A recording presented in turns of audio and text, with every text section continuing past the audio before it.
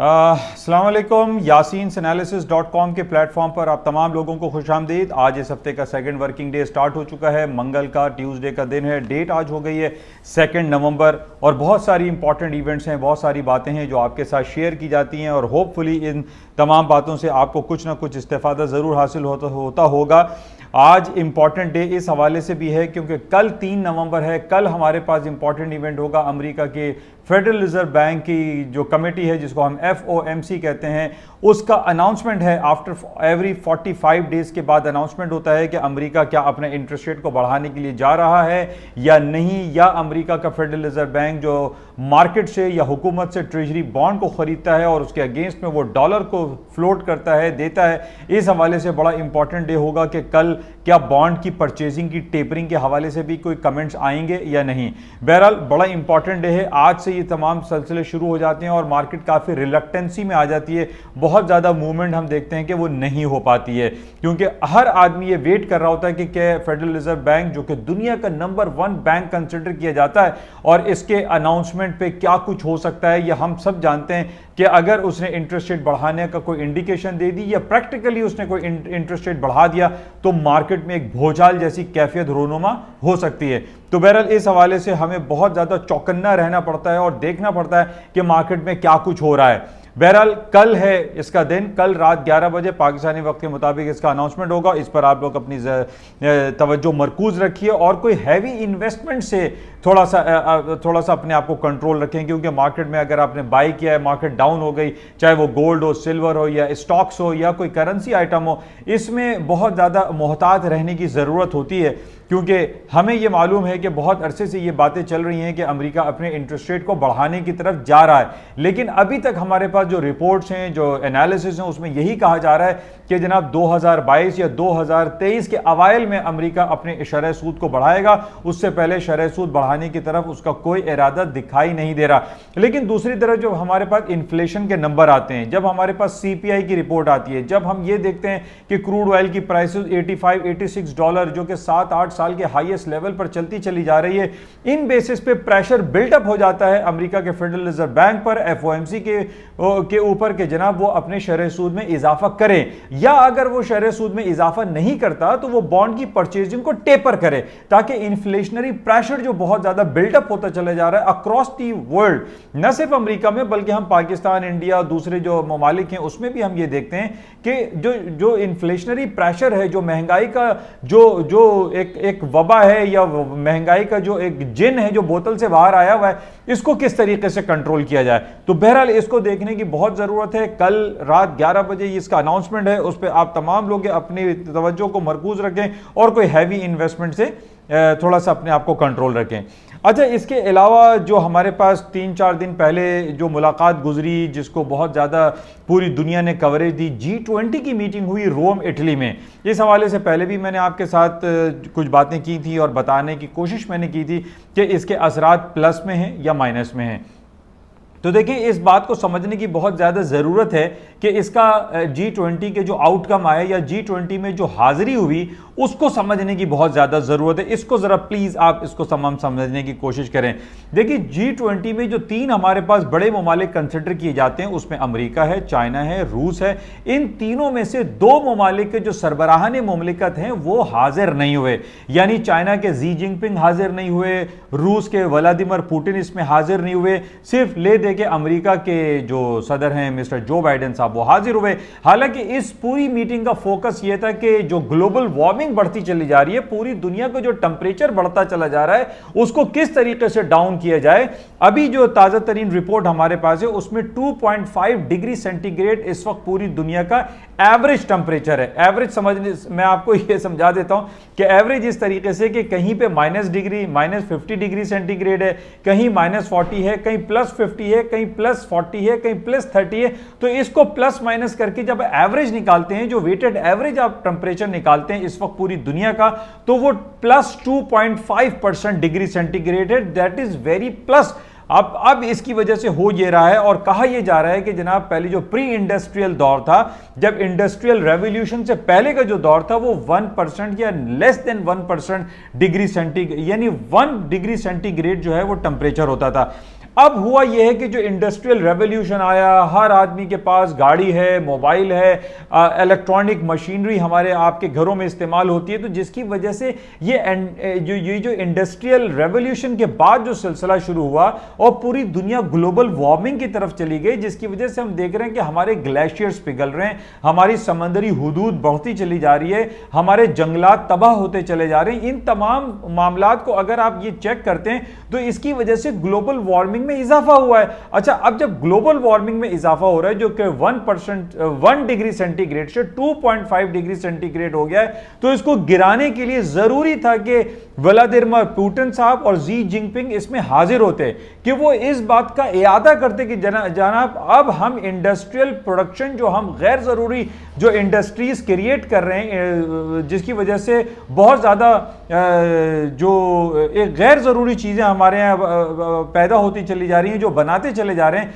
जिसकी वजह से माहौलियाती आलूदगी में इजाफा हो रहा है। अच्छा, अब इन दो सरबराहान मुमलिकत का हाजिर ना होना यह इंडिकेट कर रहा है कि चाइना नहीं चाहता कि वो अपने इंडस्ट्रियल प्रोडक्शन को कम करे, रूस नहीं चाहता कि वो अपने इंडस्ट्रियल प्रोडक्शन को कम करे।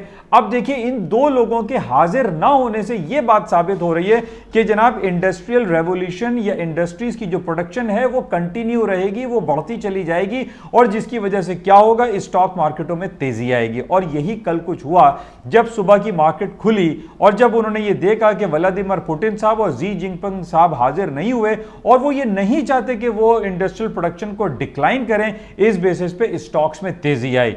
एक वजह। दूसरी वजह स्टॉक्स के कल ऊपर आने की जो वजह थी वो ये थी कि अमेरिका और यूरोपियन यूनियन की जानिब से पिछले 4-5 साल से ये चपकलिश चल रही थी कि जनाब स्टील और एल्यूमिनियम की जो दरामद और बरामदात थी उसके ऊपर बैन लगा हुआ था। अमेरिका ने बैन लगाया हुआ था। मिस्टर जो प्रेसिडेंट है जो बाइडेन साहब, उन्होंने इस बैन को खत्म कर दिया, जो कि एक पॉजिटिव इंडिकेशन थी कि जनाब यूरोपियन यूनियन में और अमेरिका के दरमियान जो तिजारती खलफशार था वो खात्मे की तरफ है, जिसकी वजह से स्टॉक्स ने इसको पॉजिटिव लिया और मार्केटें तारीखी बुलंदियों की बल्कि करीब क्या तारीखी बुलंदियों पे पहुंच गई, यानी S&P, Dow Jones, Nasdaq, even कि कराची स्टॉक एक्सचेंज में कल भी पॉजिटिविटी हमने देखी। तो इन पॉइंट्स को जब आप इसको तज्जियाती निगाह से देखते हैं कि जनाब व्लादिमीर पुतिन और जी जिनपिंग नहीं आए, तो इसका पॉजिटिव इफेक्ट ये आया। तो ये चीजें समझने की बहुत ज्यादा जरूरत है। अच्छा, प्लस अब ग्लासगो स्कॉटलैंड, वहां पर भी एक मीटिंग शुरू हो गई और यही कहा जा रहा है कि सन 2050 के हवाले से बहुत ज्यादा जो है मामलात को तय करना है कि जनाब किस तरीके से ग्लोबल वार्मिंग को कम किया जाए। ये जो 2.5 डिग्री सेंटीग्रेड इस वक्त ग्लोबल वार्मिंग पूरी दुनिया का टेम्परेचर रेज हो चुका है, जिसकी वजह से हमें बहुत ज्यादा नेगेटिविटी का सामना करना पड़ रहा है। इसको डिक्लाइन कैसे किया जाए? आज भी हम ये समझते हैं कि आज जब ग्लासगो में हम ये देख रहे हैं कि फिर वही सिलसिला है कि जनाब ना तो जी जिनपिंग साहब आ रहे हैं, ना व्लादिमीर पुतिन उसके अंदर हाजिर हो रहे हैं, सिर्फ वो रिटन स्टेटमेंट पढ़ देंगे वीडियो लिंक के थ्रू। तो ये सारी चीज़ों को जब आप इसका जायजा लेंगे तो आपको समझ में आएगा कि जनाब ये जो इंडस्ट्रियल प्रोडक्शन है, जो गैर ज़रूरी चीज़ें हैं उसकी जो प्रोडक्शन है उसको कट करने में ये इंटरेस्टेड नहीं है, यानी चाइना और रूस। इवन कि अगर आप ये देखें कि जब चाइना इंडस्ट्रियल प्रोडक्शन के कट करने में इंटरेस्टेड नहीं है, तो वाई कि अमेरिका क्यों अपनी इंडस्ट्रियल प्रोडक्शन को कम करेगा? इंडस्ट्रियल प्रोडक्शन को उस वक्त कम किया जा सकता है जब तमाम लोग एक पेज पर हों, चाइना, अमेरिका, रूस, बर्तानिया, यूरोपियन यूनियन। इसके बाद हम देखेंगे कि ग्लोबल वार्मिंग भी डिक्लाइन होगी और इंडस्ट्रियल प्रोडक्शन भी डिक्लाइन होगा, लेकिन ऐसा दिखाई नहीं दे रहा। ये तमाम ममालिक डिस्टर्ब हुए हैं, एक पेज पर नहीं है, जिस बेसिस पे हम ये कह सकते हैं कि इसके रिफ्लेक्शन में स्टॉक मार्केटों में मजीद तेजी आएगी। उसकी और वजूहात आपके सामने हैं कि अमेरिका अभी तक इंटरेस्ट रेट बढ़ाने में या बॉन्ड की परचेज को टेपर करने में कोई इंटरेस्ट नहीं रखता, जिस बेसिस पे हम ये कह सकते हैं, ये गुमान जाहिर कर सकते हैं कि जनाब अमेरिका की स्टॉक मार्केटों में तेजी बरकरार रहेगी। अब आप और पॉइंट को समझने की कोशिश कीजिए। अगला हफ्ता हमारे लिए बड़ा इंपॉर्टेंट शुरू होने वाला है, that is known as a singles day, 11/11 या 11 नवंबर 1111 डेट आने वाली है, जो कि हम पिछले 8-10 सालों से देख रहे हैं कि alibaba.com जो कि सबसे बड़ा लीडर है, मार्केट मेकर है, और वो पूरी दुनिया को और पूरे चाइना की मार्केट को हिलाता है। और उसके साथ सेकंड कंपनी है JD.com। ये दोनों पिछले साल का इनका रिकॉर्ड है, जो कि 115 बिलियन डॉलर की इन लोगों ने शॉपिंग करवा दी पूरे चाइना में, पूरे एशियन कंट्रीज में, इवन के अमेरिका में। इनका वन डे का जो रिकॉर्ड था 115 बिलियंस ऑफ डॉलर। और ये 115 बिलियन डॉलर का अब ये हमारे पास जो रिपोर्ट्स आ रही हैं, ये कहा जा रहा है कि 115 बिलियन डॉलर का रिकॉर्ड भी इस 11 तारीख को अगले हफ्ते ये ब्रेक हो जाएगा। अभी जो हमारे पास रिपोर्ट है उसमें यह कहा जा रहा है कि 52% लोगों ने यह कहा है सर्वे में कि जनाब इस दफा 115 बिलियन डॉलर से ज्यादा लोग शॉपिंग करेंगे। उस शॉपिंग की वजह यह है कि कोरोना वायरस पैंडेमिक का तकरीबन खात्मा हो रहा है, लोग घर बैठे ऑनलाइन शॉपिंग को बहुत ज्यादा तरजीह दे रहे हैं, जिस बेसिस पे यह कहा जा रहा है कि 115 बिलियन डॉलर का जो टारगेट है या जो पिछला रिकॉर्ड है वो भी ब्रेक हो जाएगा।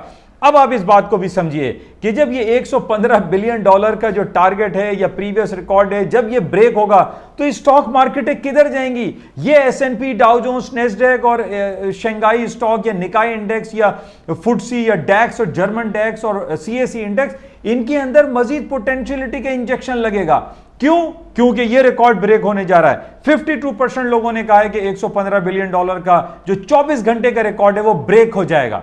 अब ये सारे सेंटिमेंट, सारे रिकॉर्ड, सारी बातें आपके सामने हैं और आप अपने पोर्टफोलियो को बेहतर तौर पर मैनेज कर सकते हैं कि आपको समझ आ जाएगी कि जनाब ये स्टॉक्स में हो क्या रहा है और मार्केटें मजीद बुलंदियों की तरफ चलती चली जा रही हैं और ये जाएंगी on the basis of these factual grounds.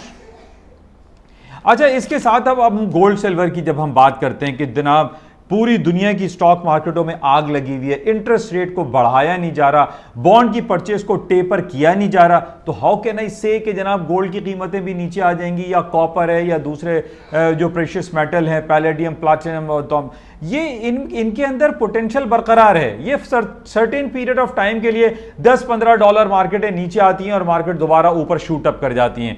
तो मैं आपसे सिर्फ यही कहूंगा, आप बाय जरूर करें और स्टॉप लगा के करें। देखिए, मेरी भी बात गलत हो सकती है, मेरे भी तज्जियात फेल हो सकते हैं, तो मैं सिर्फ आप लोगों से यही रिकमेंड करूंगा, यही आप लोगों को सलाह दूंगा कि जब भी कोई काम करें, चाहे आप वर्चुअल ट्रेडिंग करें, चाहे आप फिजिकल ट्रेडिंग करें, गोल्ड की करें, सिल्वर की करें, आप आके स्टॉप, आपका जो रिस्क रेशो है वो आपका लगा हुआ होना चाहिए। इट इज नॉट के जनाब यासीन साहब ने कह दिया कि मार्केट है ऊपर है, ऑन द फैक्चुअल ग्राउंड ये हो जाएगा। आप अपने स्टॉप्स को जरूर प्लेस रखें, ये मेरी आपसे एक इल्तिजा है।